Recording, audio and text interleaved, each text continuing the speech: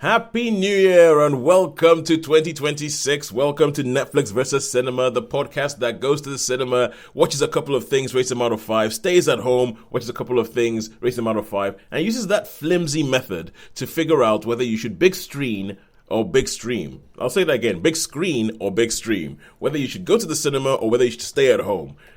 Let's get ready to rumble!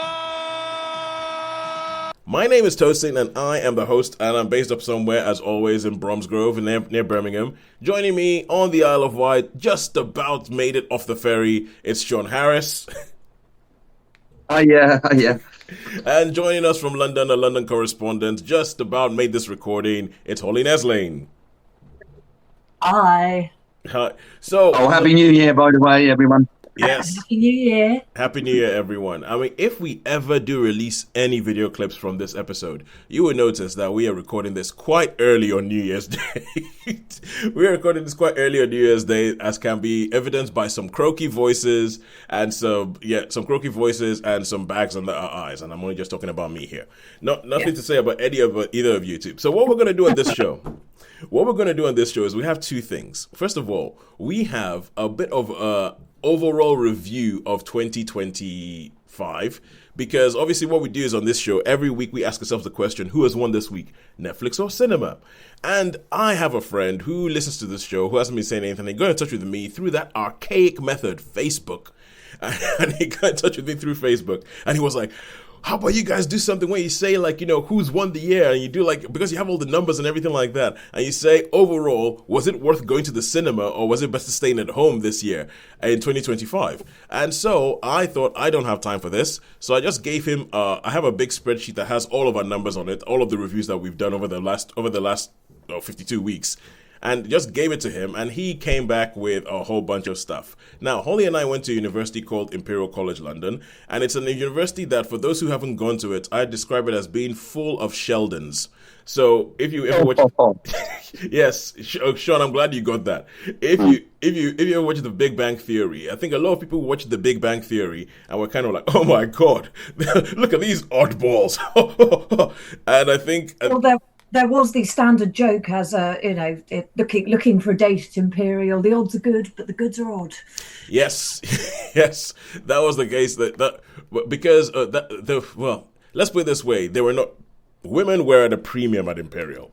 At least when we were going there, when we started, women were at a premium at Imperial. So if a woman wanted 10% women. Yeah, exactly, 10% women. And if a woman wanted to, if a woman was so inclined, heterosexual, I wanted to find a date, the odds were good, goods were odd. Yeah, and so, but I think a lot of us were like, you know, watching Big Bang Theory and just either identifying or going, yeah, I know that guy. So we went to that, and I often wonder how on earth I ended up there.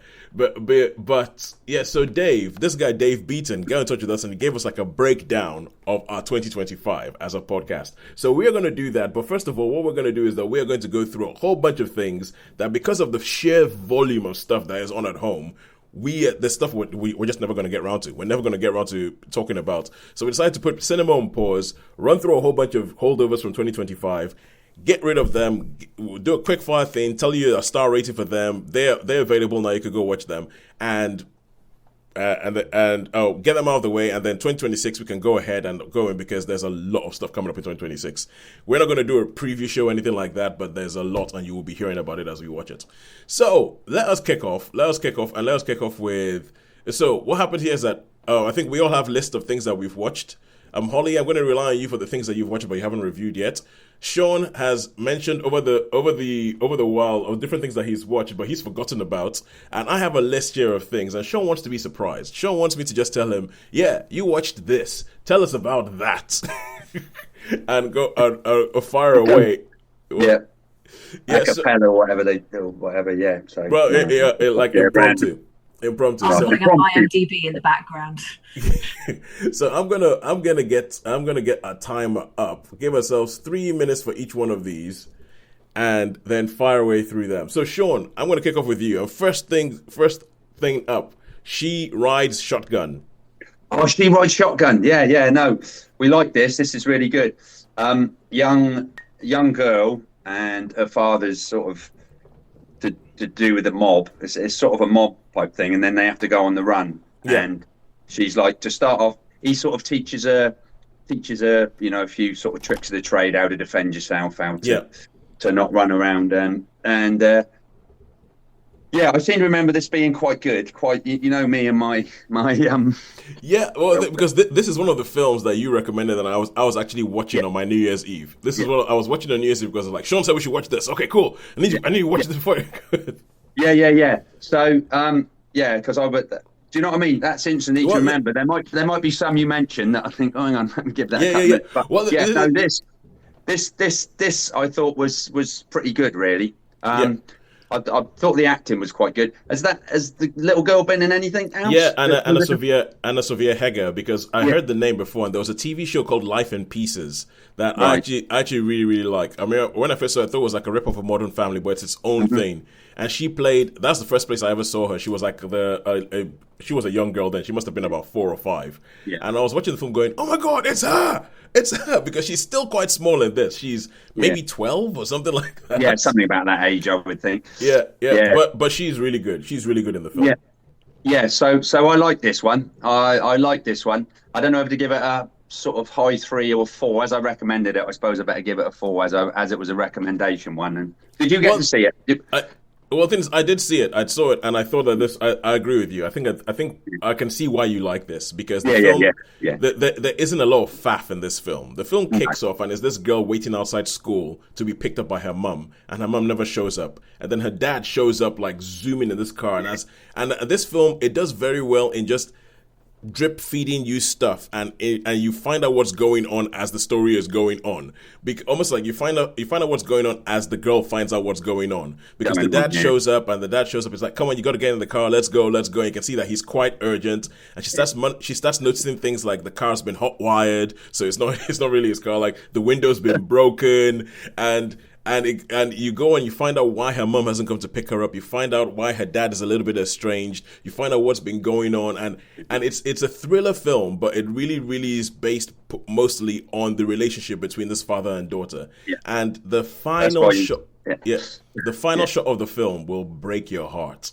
The final shot of the film, it's just all on her face. And when you talk about a good child performance, she is brilliant. Because it's really all good. On her. The final shot of the film is all on her face, and it will break your heart. And I would agree with you, Shaun. I would probably give this a 4. Nice one, mate. Good one. Excellent. All right, cool. So yay! So we have done that. We have gone through. That's it. She Rides Shotgun. 3 minutes. Holly, have you got something that you want to bring that you haven't had a chance to talk about yet? I have just watched this. It's called Sanctuary: A Witch's Tale. Okay. Do you want to give me a timer? Thank you very much. It came out in 2004. I had never heard of it, but you know I like a bit of supernatural twaddle.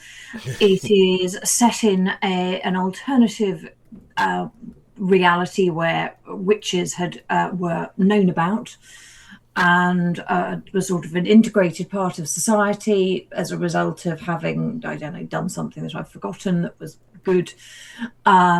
And in this town that was called Sanctuary, that had been originally built as sort of a witchy place. Yep. There is a resident witch played by, I am checking who she is, Elaine Cassidy, who is very good. And she has a group of close female friends, and the son of one of them dies. Has a fall and does not survive. And in the unpicking and the aftermath, you see a sort of a recreation of sort of the Salem witch trials. You see prejudice, it's everything else building up. It's it's a useful corollary, one might argue, for current society in many ways. Yep. It is weirdly 7 episodes long, which is the wrong number. It should be an even number. This bothered me far more than it should. What streaming service is this on? It is on Netflix. Okay, cool. And I very much enjoyed watching it. I think I went through it in 2 days because with a broken ankle and a very, very poorly cat who is sitting on my knee behaving as though he's absolutely fine, I have had a luxury of a lot of time, and I was a bit torn as to whether or not I'd push it up to a 4. I think it's a sort of 3.5.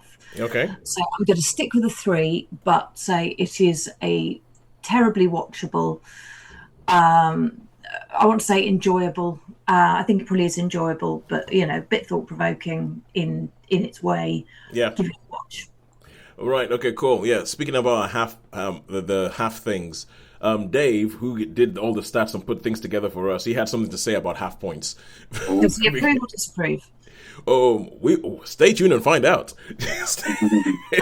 stay tuned and find out what he thought about half points, because it's something that we often sort of like struggle with on this show. Like, it's in a half, it's not really a 3, it's not really a 4, somewhere in the middle, but yeah. Okay, cool. So that's that for that. And Holly, I have just found a list of a whole bunch of things that you have watched, which I shall surprise you with as we go along from now on. All right, cool. And me, so the first thing I'm going to bring Down Cemetery Road, which was something on Apple TV Plus with Emma Thompson and Ruth Wilson. I'm going to kick off with my star rating. I'm going to give this a 3 out of 5. The reason I'm going to give this a 3 out of 5 is because a big thing about this is that it's based on a book by Mick Herron. And Mick Herron is a guy who wrote Slow Horses. And as we all know, Slow Horses is this amazing thing. It's on many people's end of the year list ever since every single season, ever since it's it's many people's end of year list ever since it first came out. It's just been like, and this show is going to be compared to Slow Horses. There's no two ways about it. It's going to be compared to Slow Horses. So this kicks off and it's in Oxford, and you meet Ruth Wilson's character, who is like, when you have this trope of the put upon wife in TV drama. She is like stereotypical put upon wife. Like, husband's off away somewhere, doesn't really know, works in London, is constantly putting her down. She doesn't really have much going on in her life. And then one time when they're having a dinner party, and then there's a massive explosion in the neighborhood that interrupts the dinner party. And then she gets fixated on the young girl in the family of this explosion. And that leads her into this investigation that becomes this whole thing that goes up to the highest points of British government. And then you have there's a conspiracy theory, there's some soldiers who were experimented on, blah, blah, blah. And it grows and grows and grows. First of all, I think that there's too many episodes. I think there's about 8 episodes. And quite frankly, there's not enough story for 8 episodes. There's episodes where you're kind of going, get on with it, move it along. Oh my God. The saving grace is, Ruth Wilson, I usually love her in almost everything, but this is not so much Ruth Wilson as it is Emma Thompson. I think Emma Thompson is the saving grace of this show. She's just kind of like, you can see her, she's having fun. She's styled almost like a punk. She has like spiky hair, is always wearing Doc Martens, constantly wearing black, all that kind of stuff. And you can see her just absolutely loving this character. And I hope that in this, because they come back for a second season, I hope that in the second season they actually smooth some of these things over. There is one character he's pretty much like the Terminator. It's a character called Axel, and he's pretty much like the Terminator, and he is nasty. He is like a kind of character you just kind of like, every time he shows up on screen, you're like, something horrible is going to happen. And there's even a way in which he dispatches one of the main characters in the show. It's just so a matter of fact, nothing. It's like life means nothing to this guy. I think he's one of the best depictions of a psychopath I think I've seen on screen recently. Honestly, you're just kind of like, I do not want to meet this guy, whatever happens. And you also have, what's his name? Oh, good Lord. But there's Darren Boyd and there's Adil Akhtar. They play this sort of like government minister and his lackey, and they feel like they're in a totally different show. It feels like they're in some comedy show, which I would watch, but when you try and put like the thriller espionage thing and that together, I don't really think it works. So for me, I'll have to give it a 3 out of 5. It's not as good as Slow Horses, and I hope it gets better. All right, cool. And now, Shaun, we're going to go back to one of your things, and we are going to talk about Freaky Tales. Oh, Freaky Tales. Oh, those. Yeah, which one? Oh, man. Yeah. So Freaky Tales, I started watching because it's in chapters. I've watched the first 2 chapters. Yeah. I have the rest to go through. Yeah. I mean, this is right up my street, isn't it? Really. Yeah. So a sort of 80s vibe, blockbustery type video shop with Tom Hanks as like the owner. He has a little bit of a and we still didn't know. There's the one bit where he says about the top 10 things, doesn't he? And they never say what number one is. You see, that's the thing, because this film is quite episodic in that. Yeah. So I've watched about half an hour, 40 minutes. I have about an hour left of the film. I still haven't seen Tom Hanks. Oh, right. Okay. Yeah. No, I mean, it's a very minor. I think you'll like that bit when you continue to go and watch it. So yeah, this is a real 80s vibe. You've got like an enforcer for the mob sort of thing that he's like an enforcer, and he beats people up and all stuff like that. And it's like, and then it's a bit like, there's a film called Parasite. It's a bit like Parasite. I don't really want to give any spoilers now to you, because it's sort of the film sort of, or the series, the episodic thing, it sort of changes round, So, I'm guessing that because I remember you mentioned Pulp Fiction when you first mentioned this film. And I imagine that they're going to find a way of bringing all these things back together, because I've seen two things. One in which a group of Nazis, skinhead Nazis, skinhead Nazis are destroying a group of outsiders, punky type people. They keep destroying their thing, and then they have a fight. And one in which you have like a rap battle between Too Short, who's a real rapper, and Too Short is actually the rapper who he narrates the whole film. And Too Short in Oakland, and a group like two women who are in a rap group. Yeah, I've seen those two, and I'm like, I'm sure this all has to come together somehow. But anyway, sorry, carry. And it comes together in a great way. I should have given a star rating first. So this is going to get another 4. This is another 4-star rating. It's just got a really nice vibe. I felt in the days of video shops. It was just like, it was quite a nostalgic-y sort of thing for me. And there's a guy who played the Skrull in the Marvel movies. He plays the Change. What's his name? And he's been in a few. Ben Mendelsohn. Ben Mendelsohn is. I just think he's great in everything. I've seen him in one scene so far, and he is creepy. Yeah, he is creepy. Yeah, let's just say it is. Shall we say there are moments of extreme violence, and we are talking extreme violence, but it's just got a really quirky. I don't know. I just really, I really related to this, and I still want to know that last one on the list. But anyway, you might be able to pick it up or work it out. I don't know. Oh, okay. Anyway. Okay. So Tom Hanks gives a list, and when I finish watching it, I'll give a list. So that is 4 stars for Freaky Tales. But Freaky Tales. One thing I do like the recreation of the 80s setting in Oakland. Because I never lived in Oakland, never lived in America in the 80s, but or a lot of the stuff you've seen in documentaries and stuff, it looks like they've recreated it quite well. Yeah, I think it's sort of the early part. It sort of starts off, you think where this is going, but there is a lovely payoff. So get yourself watching that, and then you'll have to let me know. Yeah, I will let you know when I finish watching it. All right, cool. Now, Holly, Welcome to Derry.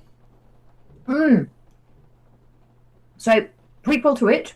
Yep. The Stephen King novels that have been adapted recently into a 2-part film. Yep. Excellent cast. And has been moved forward in time from the original book. Yep. Which is necessary to understand the context of it. This series is created as a prequel to that, and gives you a background to Pennywise the dancing clown, or it. It is many parts, and it was a 1-a-week one, which I always struggle with. That's a bit weird in the age of streaming to have we're still going to give it to you 1 a week. I'm like, go away. I have no patience. I have been corrupted by the TV on demand. It is really well put together. It has whichever Skarsgård that plays it in the films. Bill, thank you. Yeah, I should be able to remember which is which, but I always forget. Playing, it/Pennywise in this as well, which is a very nice bit of consistency. It aligns with, you have characters associated with the later films, and it is not entirely consistent with the book, but it is not inconsistent. So it has and ties in with other books as well, and films. For example, Dick Halloran, a well-known character from The Shining. From The Shining, yeah. Plays quite a prominent part in it, and so well known that I know the name even though I've never seen The Shining. Exactly. And if you do watch the TV series, it is better than the Kubrick film, which is one for controversial point to make that should be saved for one of our sometimes people that really are overrated. Yeah. It gives you the backstory. It involves the US military who are trying to find a sort of power source that will enable them to defeat all enemies through ultimate fear. Well, that never goes wrong. Well, indeed, you can see that this is a very logical approach, and they're a group of children from the school who are obviously exposed to what is going on, and who are fighting back. You have, stories of race and all sorts in that sort of point in US history, which are incredibly interesting. It's really well put together. I really liked it. I'm not sure this is to everybody's taste necessarily, but it is good if you're a Stephen King fan, and I'll give it a 4. Was that a 4? Because your fanfare telling you 3 minutes are up, so like drama. That was a 4. If you like Stephen King, give it a watch. All right, so 4 stars for It. Welcome to Derry. I was going to talk about Pluribus because that finished on New Year's Eve. No, or was it Boxing Day? And it finished over the Christmas period. They had the final episode of the first season of Pluribus. But I think I'm going to save that for probably our first proper show of 2026. But all I'll say is watch it. So look on Apple TV Plus. It is well worth it. I think that is rightly on many people's end of the year's list, like high up there. It is a great show. As a spoiler, can you give us just a very, very quick premise of the behind it, Tosin? Okay, so the quick premise for Pluribus is that it starts off and you have these people who are like, in a monitoring situation, a monitoring station where they're monitoring outer space for like signals and all that kind of stuff. And then a signal comes through, and then they go, "Oh my God, I think we found and they're really, really excited about it. And little by little, it builds what they're trying to figure out what this signal means. And then one person figures out what the signal is, and it's like a genetic sequence. So they put the genetic sequence, and they're playing with it in a lab. And eventually, it turns out that it is kind of a virus. We're not really sure what it is, but it essentially turns the world into a hive mind. So if people get infected with it, and then essentially everybody in the world has the same mind, has the same thoughts, has shared all their life experience and everything like that, apart from a select few. And we focus on this one character called Carol, played by Rhea Seehorn, who is not affected by it. So she is still herself, and she's just surrounded by all these people because of all the... Sounds a bit like Invasion of the Body Snatchery type thing. It's a bit of Invasion of the Body Snatchers, only that this time round they're nice, and all they want to do. Cool! Brilliant! Oh, that's right then. And all they want to do is help her out. All they want to do is make her life better, and they keep going, "Carol, are you happy? Are you happy?" And she's like, "Get away!" So yeah, it's kind of like that, and but anyway, that's the basic premise. But I'll talk about Pluribus in full thing later. And I am going to talk about I'm going to go the instigators. The instigators, and this is one of these random things where, you have in the streaming world where this is a film starring Matt Damon and Casey Affleck that didn't show up in cinemas at all. It just went straight to Apple TV Plus, and it's directed by Doug Liman, who did The Bourne Identity, did Swingers, so he's a big name director.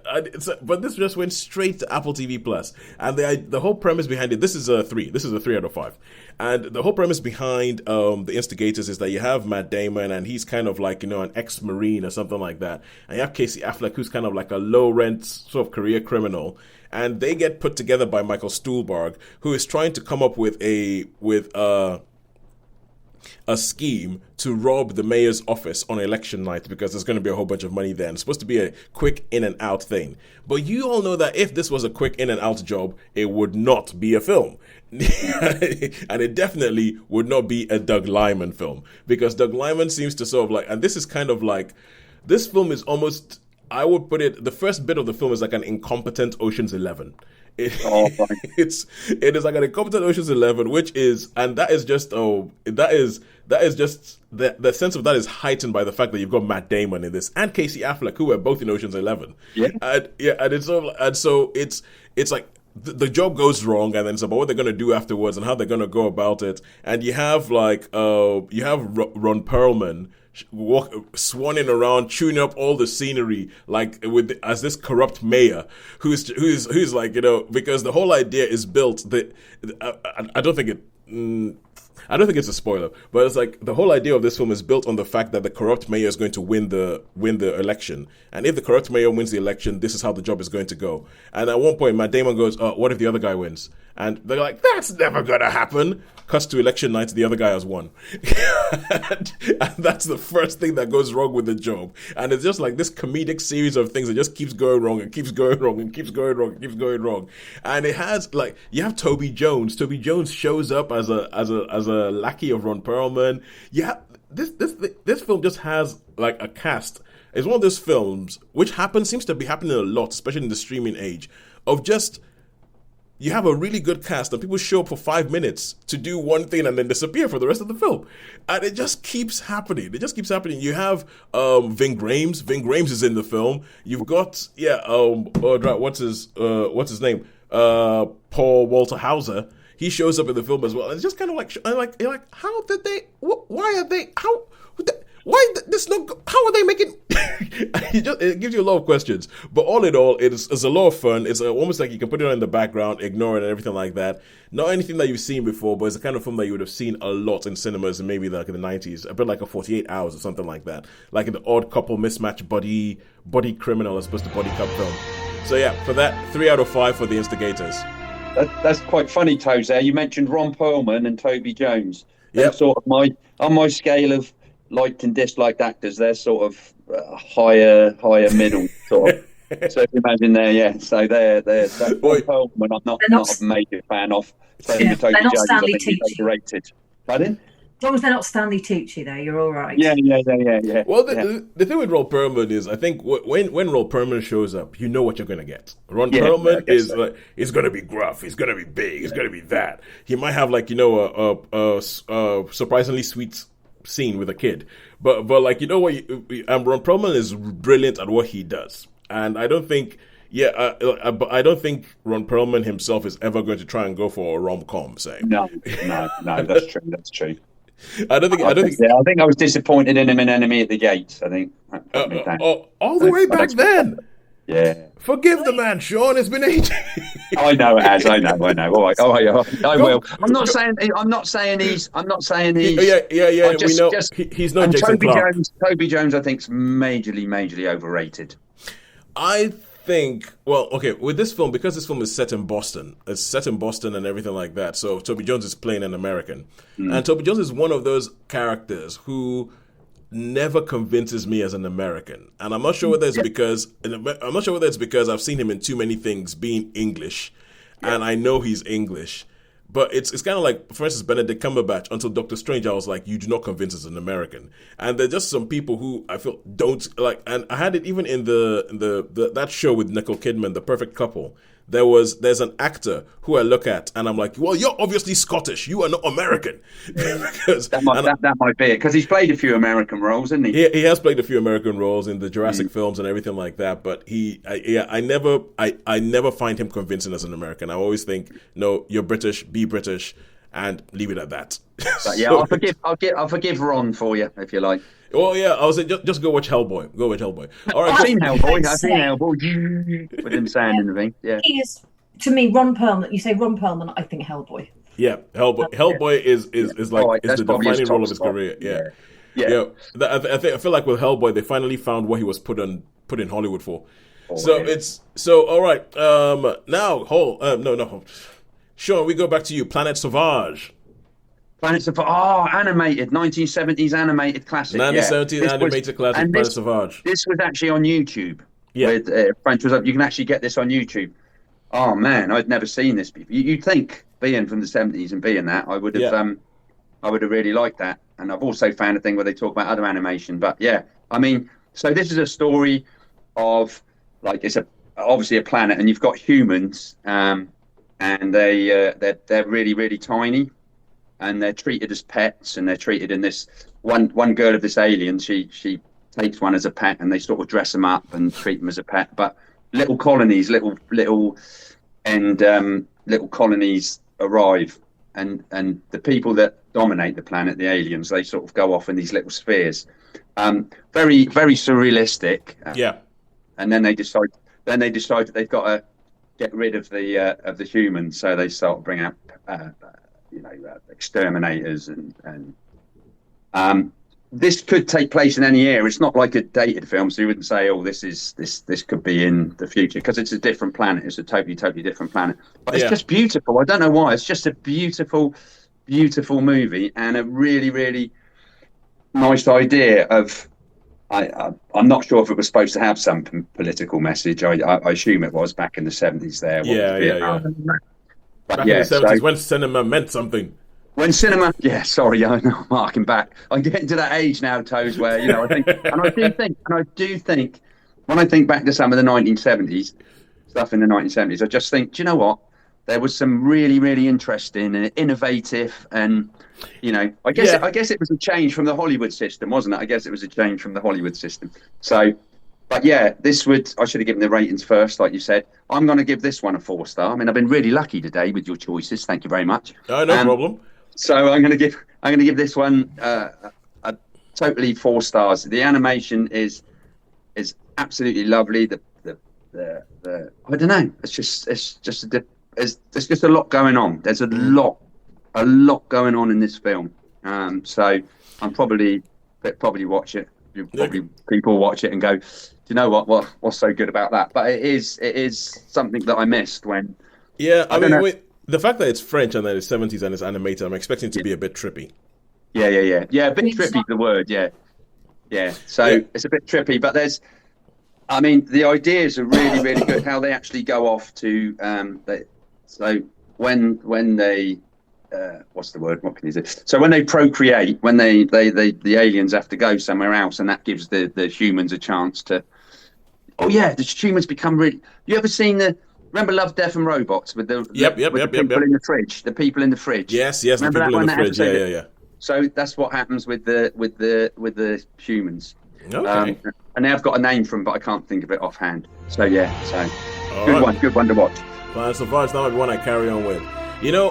Harking back to, and I know that this might just be like, a technique to make people keep listening, but harking back to this, to all the stats that Dave put together for us, to all the stats that Dave put together for us, right? I actually feel like this is making me think that I actually just like Shaun being angry. So because usually when you come up and you say, I've watched all these things, I'm the one who tends to sort of say, okay, cool, let's put this one on this week. Let's talk about this week.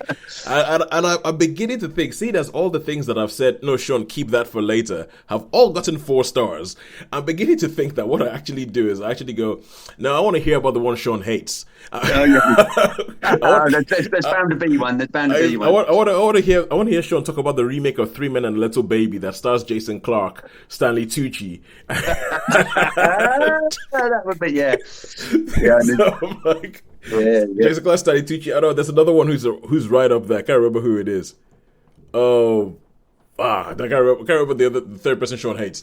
But okay, cool. I'll begin to think that maybe I am actually somehow doctoring these results. But anyway, let us move on. Let's move on to Holly, Talamasca, The Secret Order on Netflix.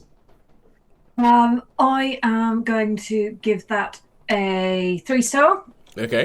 It falls within the Anne Rice universe. It is a spin-off, one would argue, doesn't closely align with any of her actual books, to the best of my knowledge, but is about the Talamasca, which is a shadowy supernatural organization that kind of keeps an eye on everything. Yep.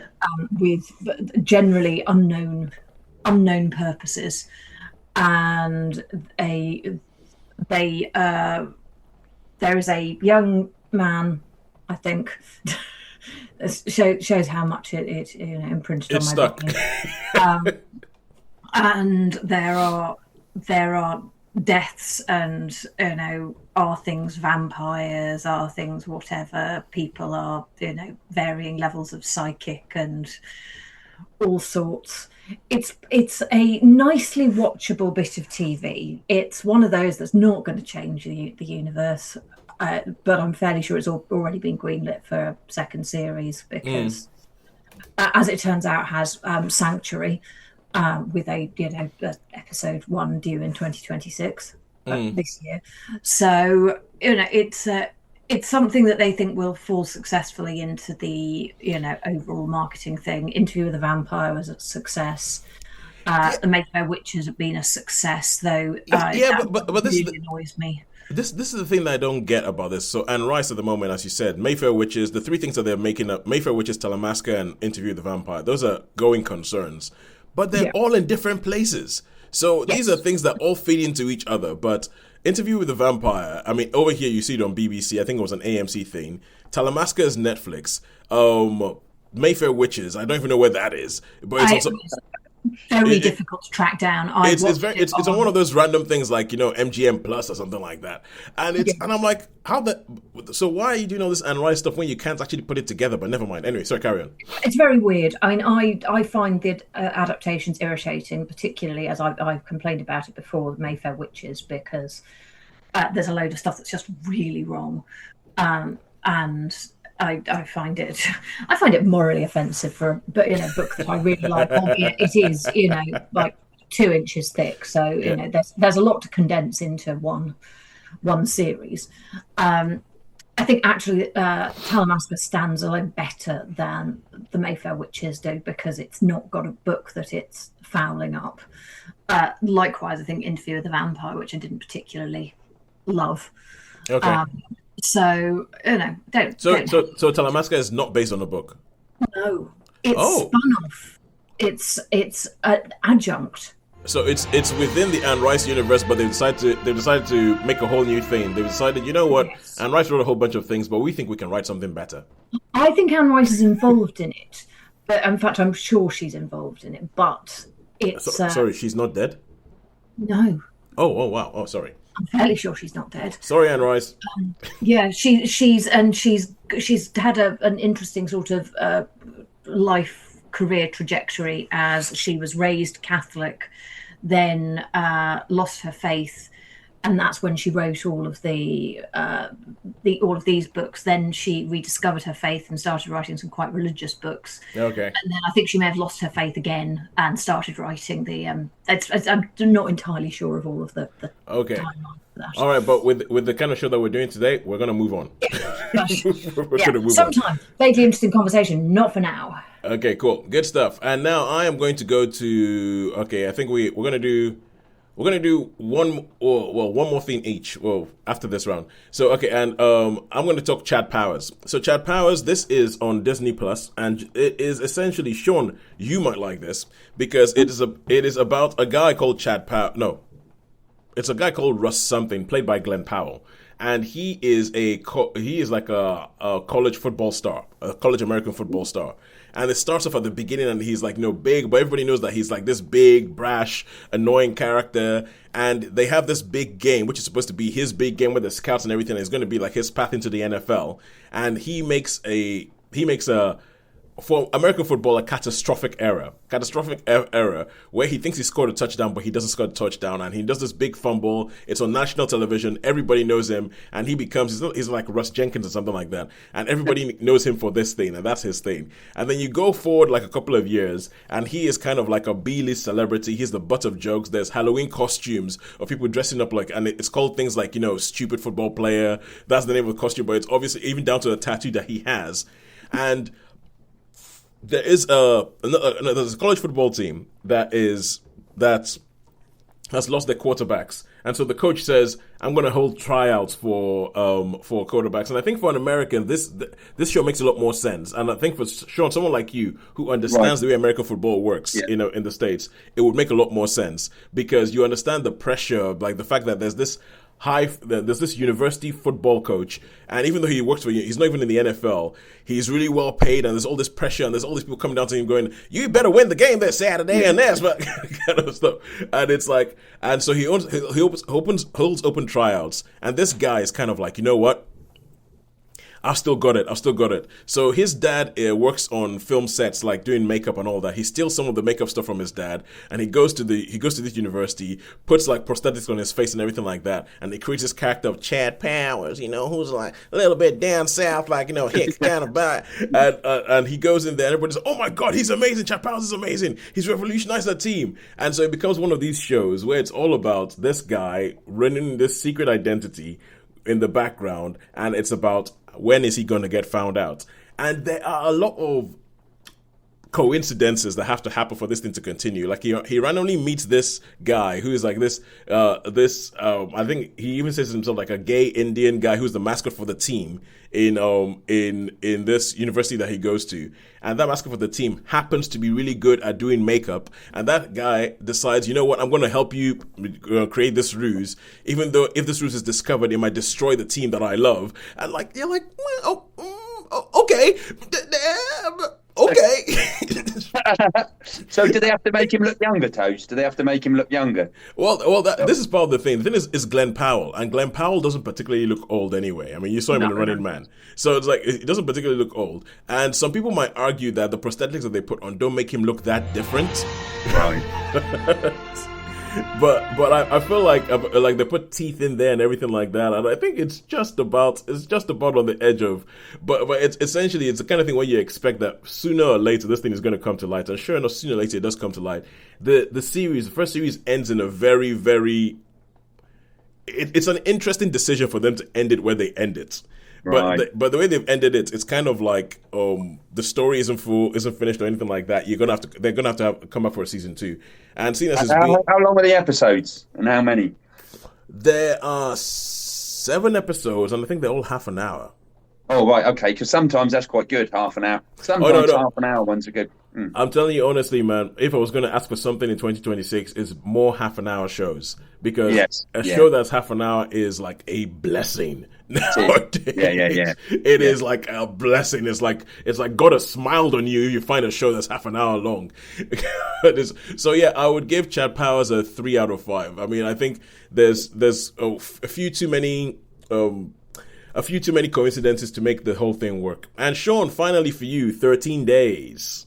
JFK film. Not JFK film, the Kevin Costner film. And JFK, yeah. JFK is okay. Yeah. This I think you've just confirmed my theory that I just like seeing you angry because I keep putting all the films that I think you'd actually like. I say, no, let's talk about that later.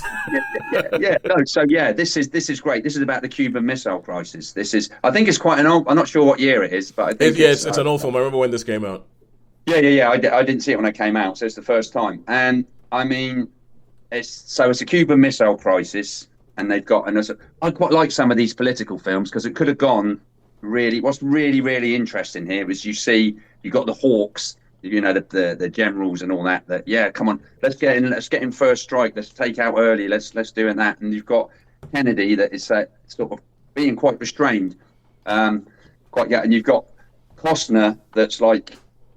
Advisor that is working with. There's obviously on the Russian side as well. Yeah, and it's all these sort of messages. They're trying to message each other because they want to obviously de-escalate it. They want to diffuse it. They want to cool it. They want, instead of going hot, they want to cool down. So you've got all this intrigue about the missile crisis. I think Kevin Costner is really good. These are probably. I mean, I think in these sort of roles, this is what more. I mean, I know I love his westerns. I know he's a western fan, but in these roles, as he plays an advisor, I think he does really well. He was the same in Draft Day. It was so as I dislike your Tucci's and your Clarks. This is Costner. I've got a lot of time for Costner. I can't really say a bad movie about a bad thing about Costner. Yeah, I really, really, really did enjoy this one. It kept me watching, which is unusual to say at home. That's quite often I can get distracted. Go and do a whole bunch of things. Get easily distracted by something else. But this one kept me quite gripped, and I'm surprised I didn't get it when it was out earlier. In 2000. 2000. Wow. Yeah. My God, is that old? Is it? Yeah. 2020. It is as old as Holly and my friendship. Yeah. and it's older than ours, Shaun. Oh wow, yeah, wow, that's crazy, isn't it? That's crazy. How on earth did I miss it? But yeah, it's a great political thriller, incredibly well acted. I quite like the actor. I haven't seen him in a lot. I probably have. The guy who plays Kennedy. I don't know what. Oh, Bruce Greenwood. You have seen him in a lot. Yeah. But he's always supporting. He's always in the background. He's always in good. The background. Yeah. So, and he plays really well. He was really convincing as Kennedy. He's you can just see the. I'd really like to see one thing about Baines Johnson. That'd be good, Lyndon Johnson. Anyway, never mind. Yeah, so I really enjoyed this film. Well worth a watch. Surprised I didn't catch it last time, but yeah, so I'm going to give it this. Did I give it stars already? No, not yet. No, I haven't. Yeah, so this is going to be one of our what your mate says, really high 3-ish. A high 3. Okay, high 3. And right, good. That's that time up. And Lyndon B. Johnson, there's something that Bryan Cranston did. It was a play. I think it's called All the Way, and they've turned it into a TV thing. I think HBO turned it into a TV thing, and that is Bryan Cranston playing Lyndon B. Johnson. Right. Is it quite old? A couple of years. Right. I tell you what, I will have a look while I let Holly talk about something that she has been talking about for a couple of weeks, but I keep not letting her talk about. Holly, it is time. Hayden Panettiere, Amber Alert, if you can remember it. Can remember it. Hayden Panettiere is a businesswoman of some description who is running late. And she tries to persuade a taxi driver to take her to whatever meeting she needs to go to. He is reluctant, as we discover, because he is due to be seeing his son, as he is divorced and parent relationships, divorced relationships, and so on. But for the epic sums of money that she is offering, he agrees. I have no idea why it's so important, but it is. Whilst they are driving, they hear an Amber Alert about a little girl whom we have seen being snatched outside her house whilst playing. And off they go. They are driving along, and suddenly they see a car and what looks like the sort of circumstances that might be relevant. So in an entirely logical fashion, they start following the car. They phone the police, but the police have said, no, we've had a reliable identification elsewhere. So the police are not fussed, hence they continue driving. And basically this is all them predominantly in a car, trying to find and rescue this 5, 7, 8-year-old girl. I don't know how old she was, from whomever has kidnapped her for whatever unknown reasons. And obviously all of this comes together at the end, and the logic and whatever is discovered in the obligatory excitement and tension, and even the tone of your voice tells me TV movie fodder. Firmly TV movie fodder. Good cast, but firmly TV movie fodder. It was perfectly watchable. It's not going to change the world. I'm giving it a solid 3 because it's they've done a decent job. It's not bad enough to be a 2. Definitely a good viewing. So give it a watch if you've got time on your hands, but don't It's not going to spark a career resurgence for Hayden Panettiere then. Unlikely, but never say never. But I would like to very briefly add, not related to this, that I've also watched things that have Misha Barton in, who looks uncanny, who's having a career revamp that I will talk about at some point, but she looks uncannily now like Melissa Joan Hart.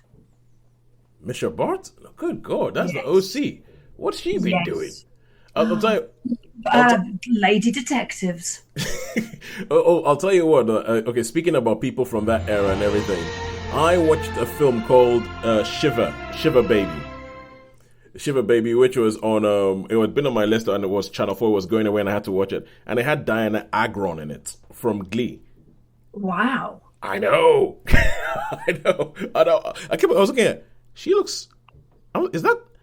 I think that's Diana. No, it is Diana Agron. Yeah. So yeah, one of those things.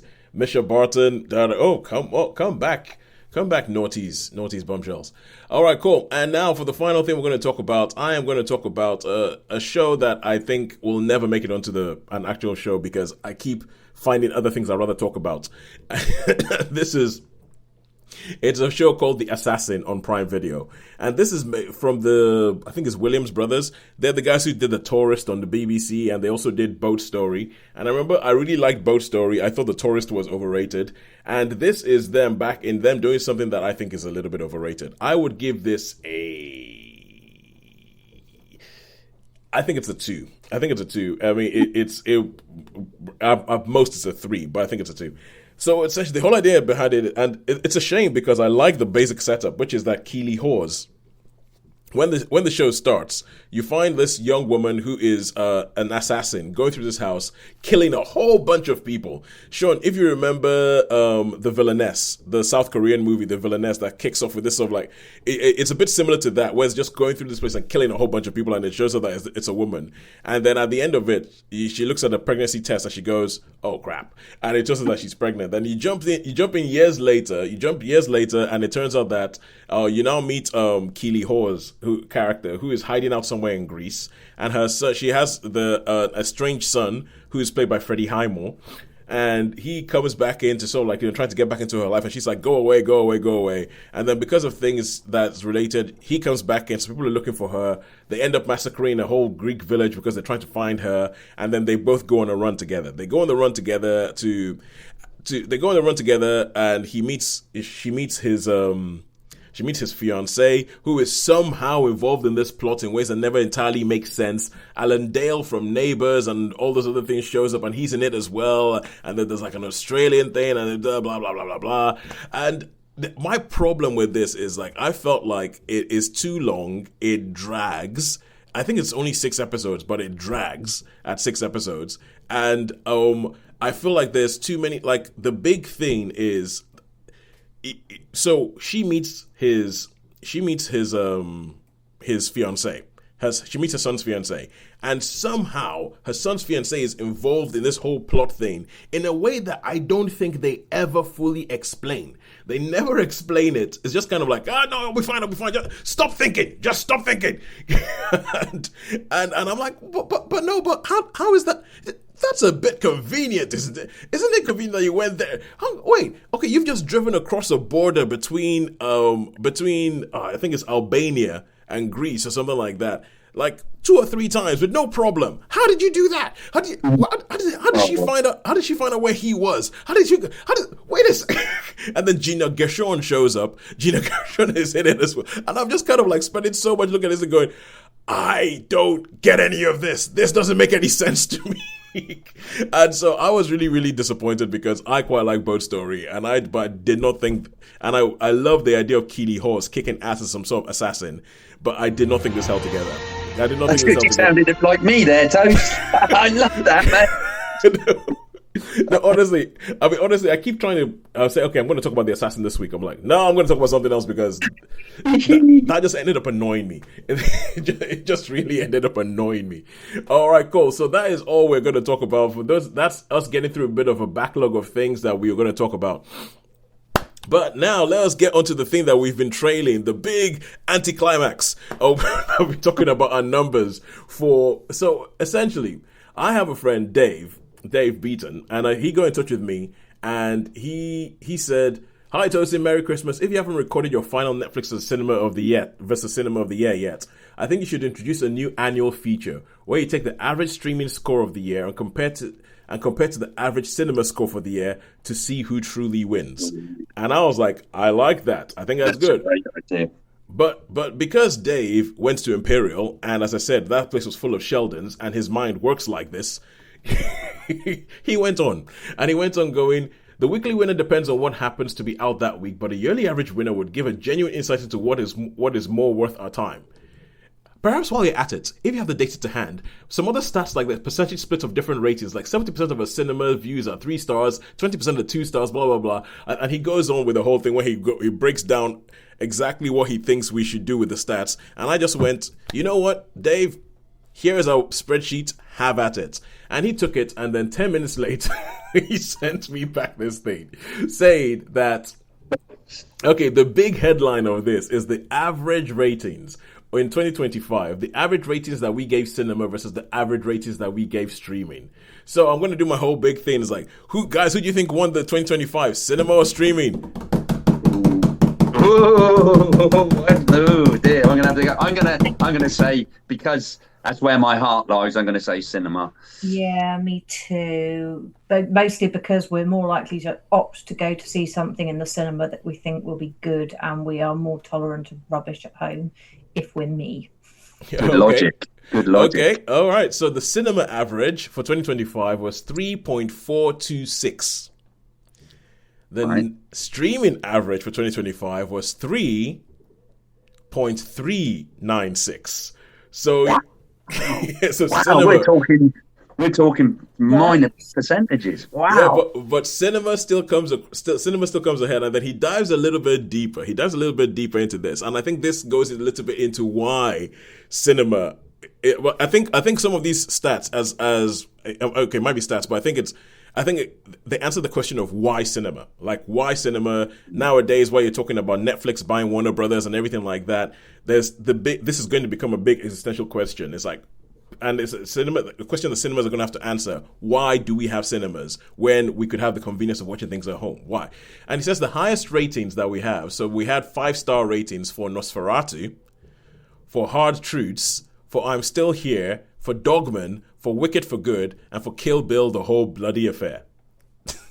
And I think that with the fact that a lot of those are reviewed by Holly, like, it tells its own story. But I think one of the things about this, because I think about Wicked for Good and Holly, for you, if I may paraphrase your review, I think a lot of it was more the experience. It was the experience of going there, and it was the experience of being there and experience.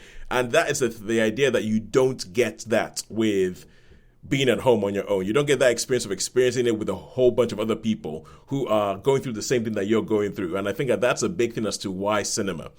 And that's a really good point, actually, because, you know, it can be an event, can't it? It's like whenever you get a big movie like the Star Wars things or anything like that, when there's a new, I mean, they're packed and like people, and it's a whole big affair. So yeah, that is a terrific point, Tosin. Because I Wicked as a film, you know what I mean. But I can understand why it might be a 5-star for someone because of the experience. Because it absolutely was that. Because everybody there, as it was right after it came out, well, everybody there really wanted to be there. Yeah. And it's a meeting of minds. Yeah. So it's like when I went to see the fourth Bridget Jones film, Bridget Jones, Mad About the Boy. I mean, I went to see that and packed cinema. Like, I just about got the one of the last 2 seats that was left in the cinema. And just being in there, and like, you know, you could just, and I was like, this is amazing. And you don't get that, as big as it is, as good as it is, as much as I love K-pop Demon Hunters. There's a difference between watching that at home and going to a screening and like watching that. And I feel like that communal thing is something that cinemas, if they're going to survive, they need to realize, they need to focus on that, and they need to get that going out there. But because also, I think you need a good cinema manager for that. I think you need a good promotion, you know, good marketing, and they could do that. They could do. I know when we used to go to our quizzes, Toes. I mean, that did actually get, you know, because I think that was pity they gave that up. Really, pity they stopped. Well, yeah. No, I mean, if no other reason, Shaun, I mean, arguably this podcast would not be here if they did not hold those quizzes They did not do that. at the Cineworld on the Isle of Wight. Yes. So I look at that. Also, I look at the fact that Dogman had a 5-star. That was another Holly thing. And I did watch Dogman. And yes, Holly, it is a great film. But also, that would have been the experience of seeing a whole bunch of people have probably their first cinema experience, get into it and like love it and go, oh my God, this is amazing. Yeah, and I think that was good. All right, cool. The top streaming rating. We gave 5 stars to 3 things in 2025 on streaming. And that was Adolescence, which I totally forgot about when I was talking about the things that I like, my best things on streaming. And yes, I remember I was listening back to the podcast and I was like, oh my God, you idiot. Because I was saying, well, nothing's really stood out for me in streaming this year. I'm like, yeah, in which Adolescence existed. I mean, Adolescence. If no other reason, Dave, thank you for doing these stats because it reminded me Adolescence was there and Adolescence was the best thing I saw on TV all along. Is that the school murder thing? It is, yeah. I've not seen that yet. I've not seen that, and I've not seen Chernobyl either. That Happy John keeps. I've never seen Chernobyl. I mean, people talk about Chernobyl. I've never seen it, but Shaun, if you can watch it, Adolescence. I think if nothing else, from a technical standpoint, you will be amazed. Okay. Because every episode is done in one shot. Yeah. So Adolescence, The Residents, and Delhi Crime. So Adolescence, but once again, I think, 2 things that Holly reviewed. So yeah, I mean, I think if we ever get really big, people are going to be begging to be reviewed by Holly. People are going to be like, hey, I released this film, but could Holly please review it? Yeah. The rest of you are mean. Do you remember I have also given some things absolutely appalling ratings as well? Yes, but that tells you something. If even Holly cannot bring herself to give you a good rating. So okay, the lowest ratings, the Razzies. So the lowest cinema rating we had was Eddington. Ooh. At 1.5. Yeah, I remember that. I remember Sharon was scathing about that, and I know if Sharon is scathing about something, then it's kind of like, and yeah, that's one. I think that's not up for Oscars or nothing, is it? But that's I don't know. But it was another one of those things with Pedro Pascal in it. Yeah. Yes. So yeah, it was another one of those Pedro Pascal and Joaquin Phoenix, the Ari Aster film. And the lowest streaming ratings, we gave 1 star to 3 things. We gave 1 star to The Girl in the Pool, which I do not even remember. No, it was so bad. Okay, that was you, Holly. That was okay. So bad. We gave 1 star to The Girl in the Pool, to Tin Soldier, which was Shaun. I remember that was the one that made me go, how the hell did this get made? You got Jamie Foxx and was it Robert De Niro? Yeah, that was yeah. I was like, Jamie Foxx and Robert De Niro. The number of Oscars in that cast. I know. Yeah, no, that was terrible. Yeah. Worst since Electro. But honestly, that wig that Jamie Foxx had in that film, that wig. You watched it? Did you, Toast? Did you? No, watch I saw the poster. Oh, I saw the poster. I saw the wig, and I thought, no, I'm gonna watch. I think I saw the trailer, and the trailer looks so low rent. It looks so terrible. I was just kind of like, I cannot bring myself. I cannot bring myself to do this. And we have Gator Creek. Gator Creek also had 1 star. That was so bad too. Okay, this is Holly. Holly proving that yes, she does give films less than 5 stars. Yeah, like. She loves something or really, really doesn't love something. Those were truly bad. And then he comes up with like a rating distribution where he sort of like how many times we gave something a 1 star, how many times we gave something so in cinema, 1 star, cinema has 0.89% 1 stars. Right. Streaming has 2.73%. So essentially, so we big difference there. Yeah, so essentially we find a lot more rubbish on streaming, especially when Shaun gets into his Prime Video sort of like bargain basement thing. 2 stars. We have 11% in cinemas and 8% in streaming. So going a bit more. 3 stars, 42% in cinemas and 40% in streaming. So it's beginning to level out a bit. 4 stars, cinema has 39% in cinemas and 46% in streaming. So streaming, we see a lot more 4-star stuff on streaming. 4-star streaming, yeah. But then the 5-star stuff, we have 5% of the things we reviewed in cinemas were 5 stars, and 2% of the things that we reviewed on streaming were that.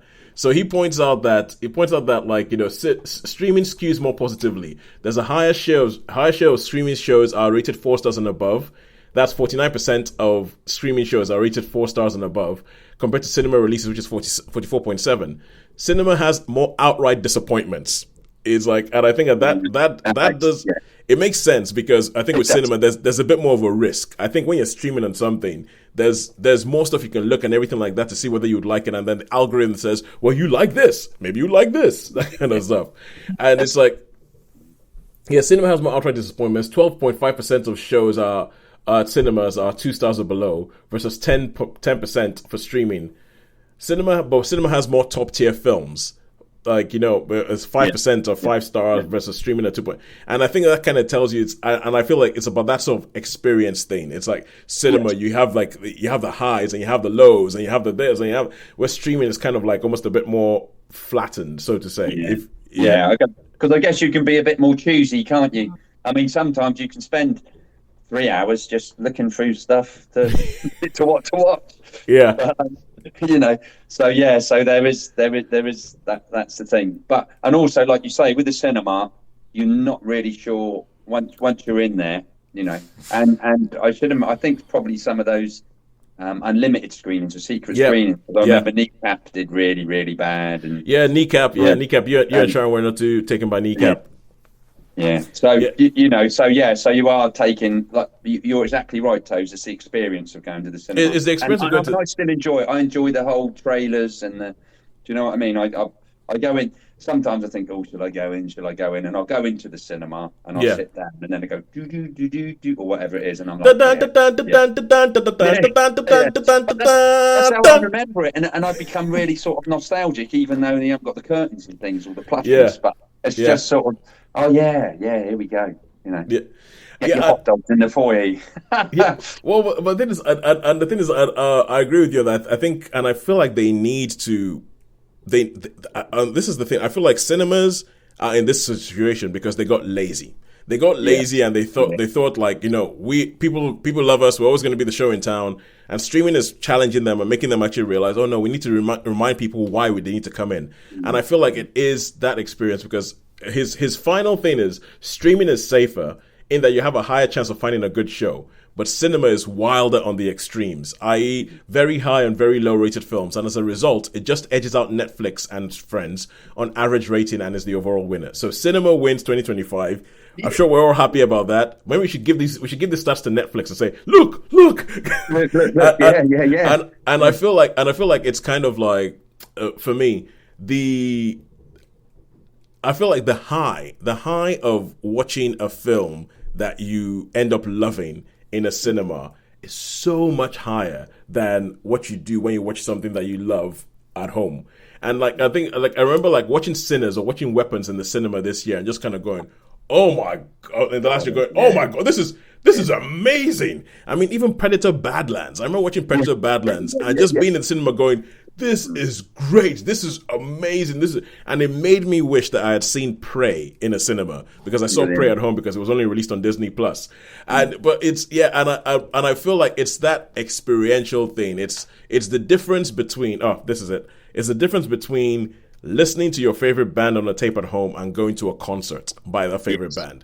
Because if you know all the songs, you know all the words, why go to the concert? Why go see them live? And I feel like that's the thing with cinema. It's about that experience, and it's about that chance of getting like a 5-star masterpiece on that screen, which has this analogy. Which has this intangible. It has this intangible quality to it that you don't get from streaming at the moment. So Netflix, when you take over Warner Brothers, please remember that. Sorry, Shaun, you were going to say. Yeah, no, I was just going to say, it's funny, the two films there that you mentioned, Weapons and Sinners. Yeah. It's funny, when I was talking to people like that, and it says, and they were saying, oh, you know, what have you seen good? And those are the first two that come to mind. Yeah. And that really were, the first one say, oh, yeah, Sinners was good and Weapons was good. So those are for me. I think they, you know, those just stand head and shoulders above in my mind. They stand head and shoulders above in my mind. Like of the last year, I'm just like, yeah. If we'll see what comes Oscar nights. Will probably be another show where we complain about how stupid Oscars are, but, but we'll see what happens Oscar nights. But if Sinners doesn't feature on Oscars night, then and I would like to see. I mean, I didn't think you were so sure. We might have had this conversation, but I would like to see a sequel, a new one. Well, you said you would like to see it. Yeah. Well, I think this is the thing. I think you would like to see, because you think that there is a lot of space to run into with Sinners and everything like that. Yeah. I'm okay either way. I think, Holly, you were like, you don't need to see a Sinners sequel. I think I am okay. The only way I would be okay with the Sinners sequel is if Ryan Coogler says that he thinks that it's a good idea. Yeah. And because he himself has said no Sinners sequel, because he thinks that the story is done. But we know things change. And 5 years down the line, when he's finished doing the third Black Panther film, he might turn around and go, you know what now? I have got an idea. And if Ryan Coogler gets an idea that he's excited about, at this point in time, he hasn't gone up his own bum yet. He isn't self-indulgent or anything like that. If he thinks it's a good idea, I am happy to go watch that good idea that he has. But anyway, that is it. That is our belated roundup of 2025. That's actually taking place in 2026. All those stats was really, really interesting. Actually, that was a terrific idea. Yeah, thank you very much, Dave. Thank you very much. Can I see a graph of it, please? Okay, Dave, you heard that? I want to see the distribution in graph form, but clearly it skews. But I need to see the Okay. I need the numbers. Holly, you've just said something. You've just said music to an Imperial graduate's ears. I mean, Dave, when you hear this, Dave's probably already going, "Ooh, graphs!" Yes. Distributions. I would quite like an equation out of it as well, if at all possible. We should try and get him on the show. Does he watch movies? He does. No, he does watch movies, and he listens to us, because I told him about it a while back when I was in London, and he's been listening ever since then, which is why he came up with going into this. And I did offer him to come on to the show to come talk, and he says, "I'm behind the camera on this one, just a fan trying to curate his own content." And he tells us, please feel welcome to take full credit for the data. And I'm like, no, there's no way we're taking full credit for the data. No, this is you, Dave Beaton, you did this. And it's he says a lot of stuff. But yeah, Dave, you heard what Holly says. Get on the graphs. Come on, you can be a stats person. And what did he have to say about halves? Ooh. There was a bit where he said something about that. The selection. Oh, good point. Good. I'm pretty sure I read some the stream. Excuse me. Oh, and I think that was at the beginning where he comes up with that. All right, cool.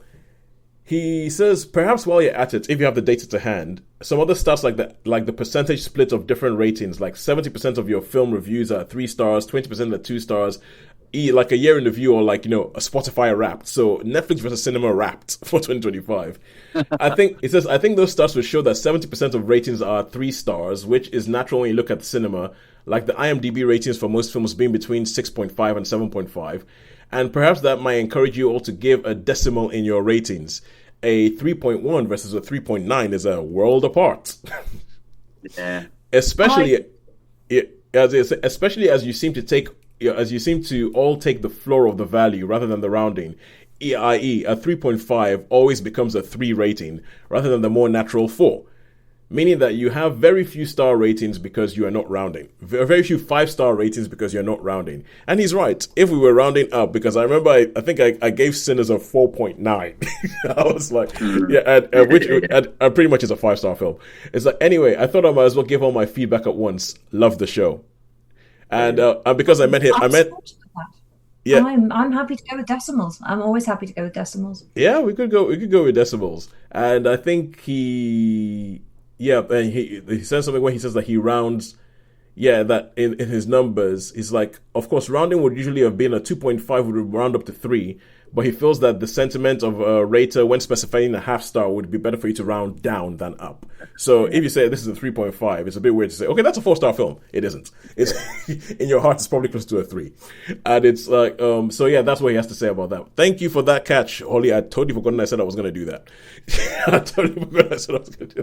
Anyway, Happy New Year, all. Have a great 2026. We will see you at Honor. We will see you in the cinema sometime soon to go talk about stuff. And we will be there Oscar night to complain about everything. because that's the best thing Oscars give us. Until then, it's a goodbye from me. It's a goodbye from me. And a goodbye from me. Thank you very much for joining us.